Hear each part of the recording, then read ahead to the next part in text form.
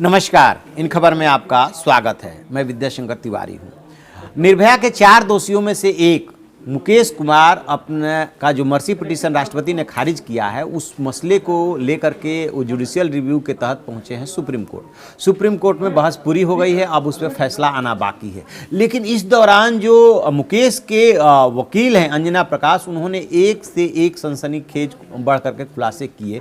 उसी में उन्होंने एक बात ये भी कही कि मुकेश का जेल में यौन उत्पीड़न हुआ था और इस बात की सूचना जेल अथॉरिटीज को थी, तो क्या इस बात की जानकारी राष्ट्रपति को दी गई है।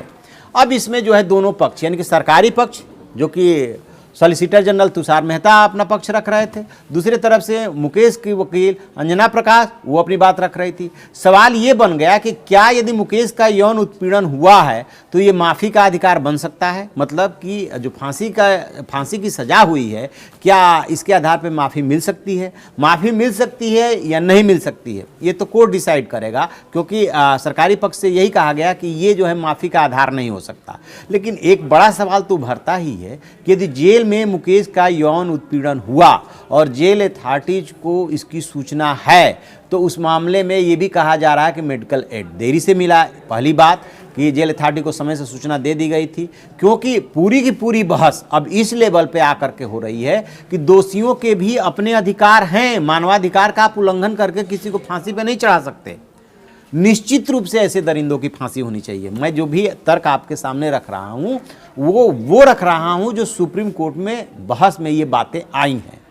बाकी जैसे एक आम आदमी सोच रहा है कि निर्भया के दोषियों को हर हाल में जल्दी से जल्दी फांसी पे लटकाया जाना चाहिए, वैसा ही हम भी राय रखते हैं। बट जो बहस की बात हो रही है कि यदि मुकेश का यौन उत्पीड़न हुआ था तो क्या जेल अथॉरिटीज ने वो सारे रेमेडी और सारे उसको जो भी सहायता कर सकते थे समय से उपलब्ध कराया था कि नहीं कराया था, एक बात। दूसरी बात कि क्या जब मर्सी पिटीशन राष्ट्रपति के पास भेजी गई, एकांतवास का जिक्र किया गया था, उसके यौन उत्पीड़न का जिक्र किया गया था, और जो फैक्ट्स एंड फिगर्स थे, क्या सारी की सारी बातें राष्ट्रपति को बताई गई थी। ये नहीं बताई गई थी तो यही मुकेश का कहना है कि मर्सी पिटीशन में उसकी वो बातें नहीं रखी गई जो राष्ट्रपति को बताई जानी चाहिए थी। लिहाजा जो भी राष्ट्रपति ने उस पर डिसीजन किया है वो हड़बड़ी में किया है और उससे जो है जुडिशियल रिव्यू में उसको सुधारा जाना चाहिए। अब सुप्रीम कोर्ट के ऊपर है कि वो क्या डिसीजन देता है। सुप्रीम कोर्ट का डिसीजन कल आएगा, जैसे पता चलेगा हम आपको बताएंगे। आप देखते रहिए हमारा डिजिटल चैनल इन खबर। Thank you. इन खबर चैनल को सब्सक्राइब करें और बेल आइकन दबाना ना भूलें।